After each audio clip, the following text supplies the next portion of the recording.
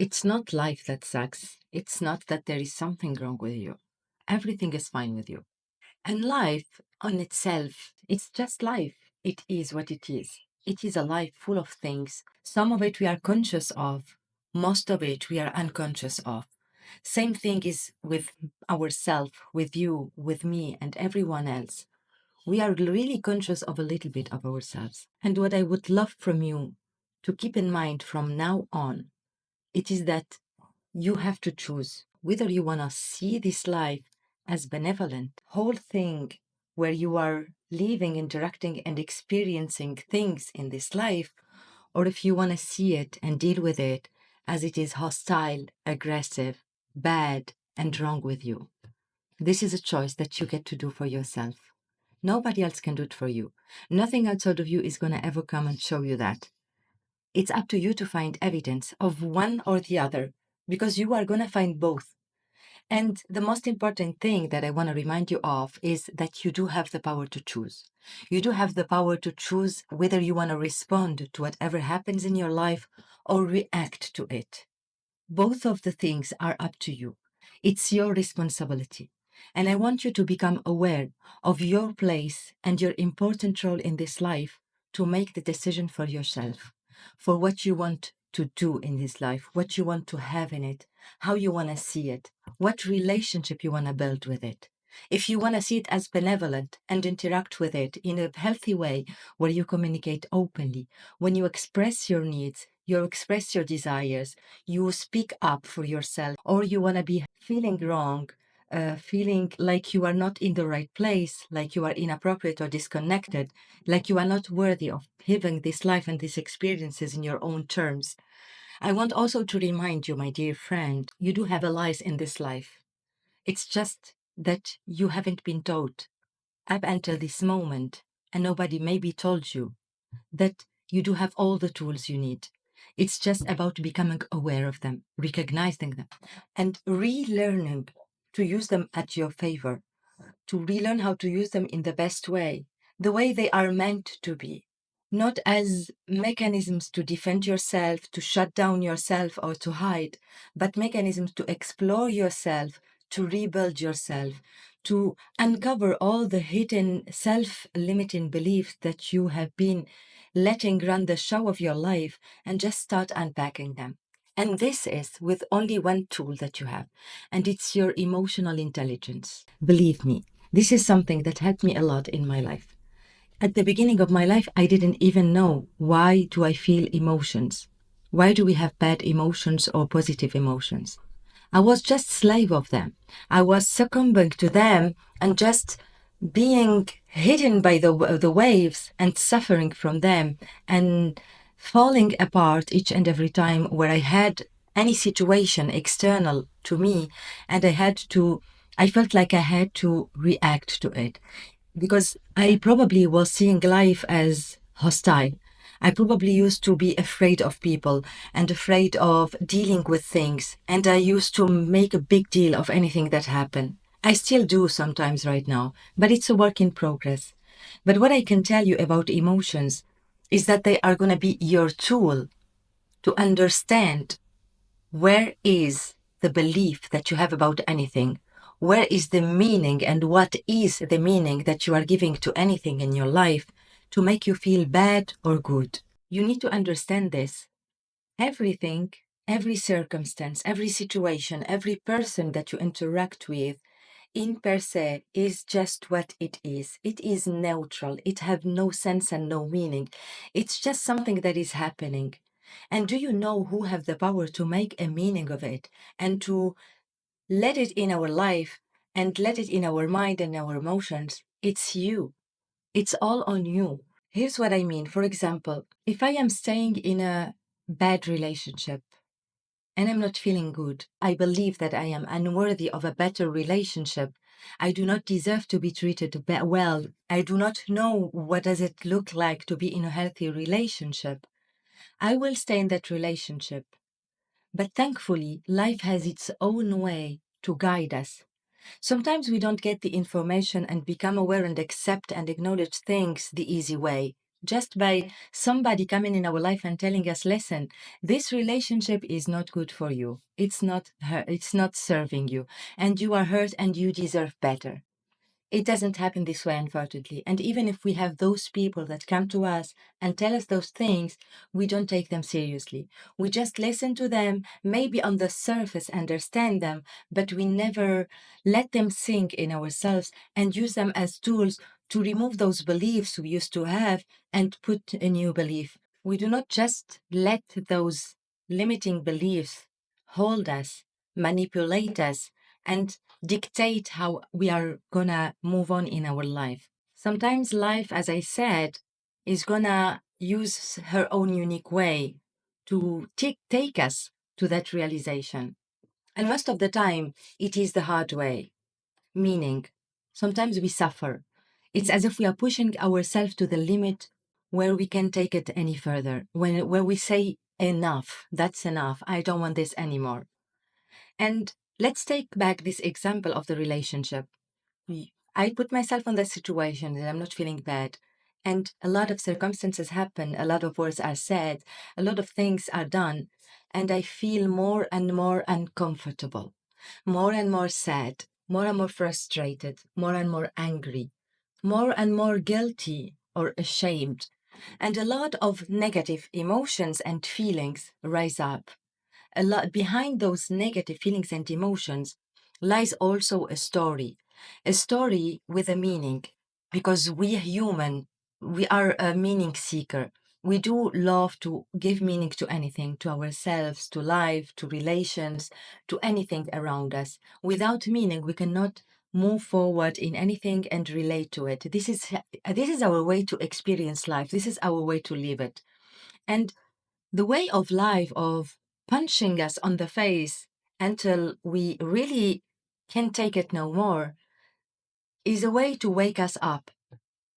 And when you come to the point where you learn to listen to your emotions instead of avoiding them, to suppress them, and to dim your light, when you learn to listen to them and to understand what they are trying to tell us, because our negative emotions are trying to tell us, here you have a story, here there is a meaning. You made an opinion about something, especially about yourself, with relations, with how you interpret that thing and you relate to it. And negative emotion after the other, the soul cannot take it anymore. And it invites us to open our eyes and to start resisting these negative emotions to the point where we say, I can't deal with it anymore. I really need to find my way out. And in this moment where the lot of maybe traumas, maybe suffering, maybe negative emotions, maybe anger, it comes to a point where all of this needs to be expressed somehow, needs to be freed somehow. And it is our calling within us in that moment to go within and to question ourselves and to open our eyes and recognize finally that this isn't what we want, this isn't what we prefer, this isn't what we deserve. It can't be it. Life cannot be just this. Life cannot be only hostile and bad to us. People cannot only be treating us this certain way. And we cannot constantly be dimming our light and feeling that we are, and believing, sorry, that we are not worthy, that we are not enough, that something is wrong with us and need to be fixed, that we have to settle for less because this is the most that we can get in life. It's as if we are putting a death sentence while we are alive, and we do really feel that feeling within us, telling us, get the hell out, take your life back, get back to your source, find yourself, find your worth, and stop seeking for it all over the place when it's more simple than that. It's about finding it all within you, no matter what the circumstances are. And this is up to you. That's why I wanted to remind you today of the importance of becoming aware and acknowledging and understanding that you do have a fantastic power, and it's the power to choose. to choose, first of all, how do you want to see life? How do you want to perceive it? And I'm sure that you'd rather see life as a benevolent space to live in instead of being hostile and you constantly in the fight or flight modality. It is exhausting. It's not in our nature. And the second thing is to understand that your emotions are really the key that will open all the doors. Becoming aware of the power of your emotions, especially the negative ones, is important. Take it as the thermostat that is guiding you to tell you this is warm or this is cold or this is cruel for us. When you are feeling negative emotions, stop and listen to what your inner talk is telling you. Listen to it instead of trying to avoid it and making yourself distracted by other things or trying to run away from it or cope with it. It is not fair to be coping or suppressing our emotions. They are here for a reason. They need to be expressed instead of being suppressed. We need to listen to them and we need to learn how to read the story that we unconsciously have written for ourselves to start proving those emotions each time we experience certain things in our life. Give yourself the time. If there is anything that you have to focus on and really learn and understand to the point that you know them deeply and unshakably, it is your emotions and what they are trying to tell you. And the other thing is to understand how powerful you are because of the power of perception. Understanding that this life in itself is meaningless, really, and any circumstance do not have any meaning. It is neutral until the moment we perceive it a certain way. And that's when things become either easy or hard on us. It's not that life is coming with a problem, it's that we are seeing the circumstance as a problem and we are choosing to react to it with the fight or flight mechanism. Something that we have built in us from forever. It was useful and it is still useful when you have to fight or flight against a real concrete danger. But when we are talking about our day-to-day life and the circumstances that we have, no matter what it is, it's just a circumstance and we can get through it. We can perceive it in a more constructive way. And by the way, have you ever succeeded on solving a problem or seeing a solution while you were on the fight and on the fight and flight mechanism? I don't think so. It has never been the best way. And even if you make choices from that place, they are never useful solutions.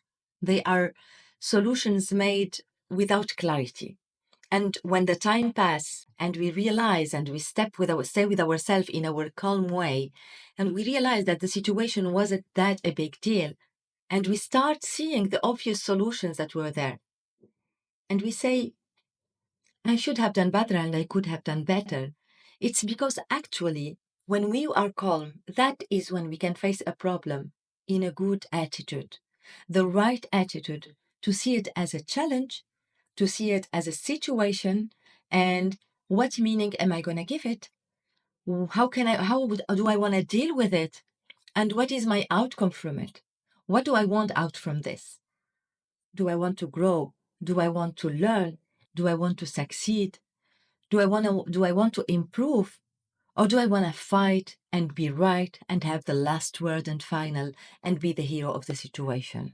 It's up to me. Nobody else can do it for me. So become friend with the fact that you are not the victim. You are the creator. You are not the puppet. You are the artist of your life. You are able to really choose consciously how to perceive life, how to perceive yourself, what to believe about yourself and life, and how to feel about it. It's interesting, really. This is what I wanted to tell you today. I want to invite you to really make peace. Make peace with where you are. Make peace with what is happening in your life right now. Even if it's hard, even if it's challenging, even if it's really bad. And I know what I'm talking about because I am in a period of my life where things are really getting tough and tough. But there is a lot to be grateful for. There is a lot to focus on. There is, how can I say it? There is a way out. There are solutions. It can't be it. It can't be the end. This is not all. Because if it was the end, I would be dead now. But if I'm still alive, if I can still breathe, if I can still think by my own, if I can still know how to find the answers, to find the support, to make choices for myself, to question myself, to understand myself and my life and the power of my perception in this life and the role of my emotions as my ally, I think that everything is possible. And take your time. Take your time. Honor your beliefs. It doesn't have to be a race. It's not about changing everything completely on one night. It's a journey, really. It's a journey, it's a process. We unpack things, a lot of things that have been programmed in us, and we are getting to open our eyes finally, to become aware finally. And once you are aware, I guarantee you, things will shift. Maybe you don't see it all together in the one moment, but there are invisible things that are happening and they will show up outside of you. But it have to start within, whether you like it or not. And for me, it's a blessing because I don't have to rely on someone else to bring me my happiness. And I don't have to rely on circumstances, or I don't have to be waiting for conditions to change for me to feel better. And I don't have to put any condition on anything when it's about me, how I feel, what I want to believe and choose to believe, and how I want to perceive and deal with anything in life.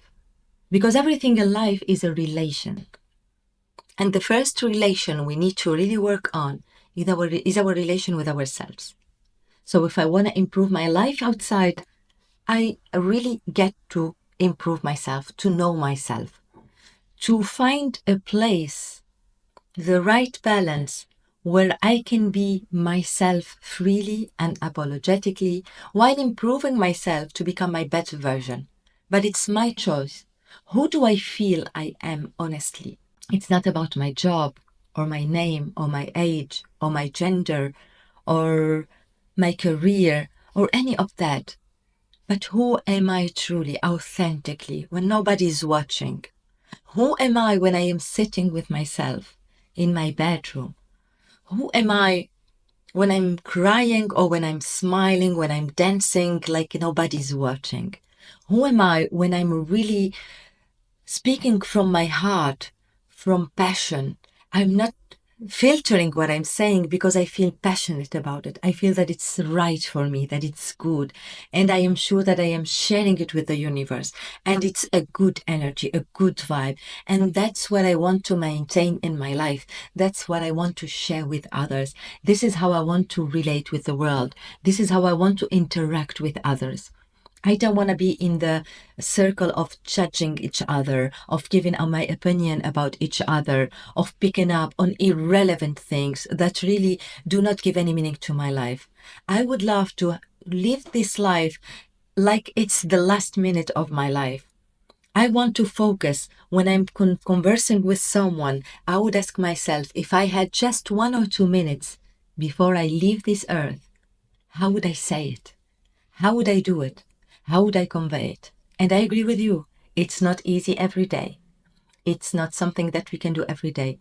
But it's about becoming more aware of this, becoming more conscious of what we are doing and what we are saying, more acknowledging and appreciating of the given moment that we have right now, wherever it is, whatever you have or don't have on this right moment. Acknowledge it, appreciate it, because I am sure that you do have things to be grateful for. It's not about competition, who have the worst life or the best life, but where are you at with yourself? How do you feel about yourself? When you sit with yourself and talk and go in your memories and your achievements and who you used to be yesterday, who you used to be a year ago, 10 years ago, 20 years ago, how do you feel about it? How do you feel about your relationship with yourself, your interactions with life? I'm not talking about careers and businesses and money. This is something that is up to you. It's really personal. Everyone have his own definition of what could be success, what could be achievement and realizations. But don't be hard on yourself, because we raise the bar very high for ourselves. We put to ourselves very high unreachable standards, and we are hard on ourselves when we don't get there. Maybe we should be more kind to ourselves and more compassionate. Maybe we should treat ourselves like we treat a kid. We do not put him on comparison. We do not make him feel wrong because he didn't walk very well the first time he tried, or he didn't run very well the first time. We encourage him. We are compassionate. We motivate him. We focus on the one step that he made right, not on the two, three steps where he fell. This is something that we really, really, really need to remember, because it's within us. We are kind people, all of us. We do have it in our nature, in our instinct, in the way we are naturally, without any pressure.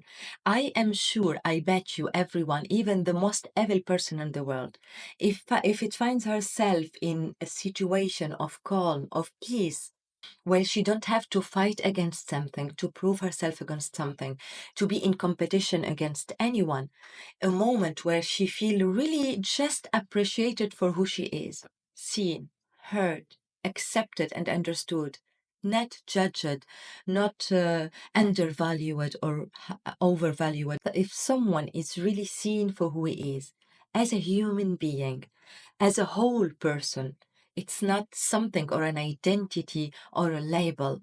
It's really a whole human being that you respect for who she is, not for what she have or what she have done, but simply for her existing and being it herself and just having a pleasant day. I'm sure whoever experienced that will feel good about himself. And this is what our nature is.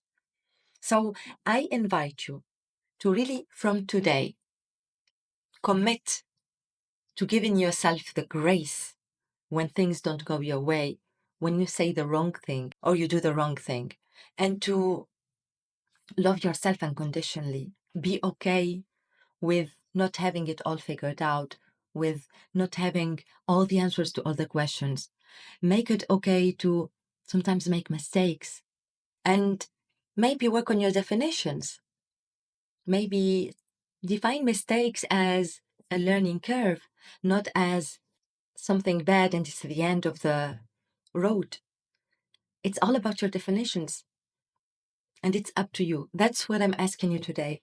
And that was my message for you today.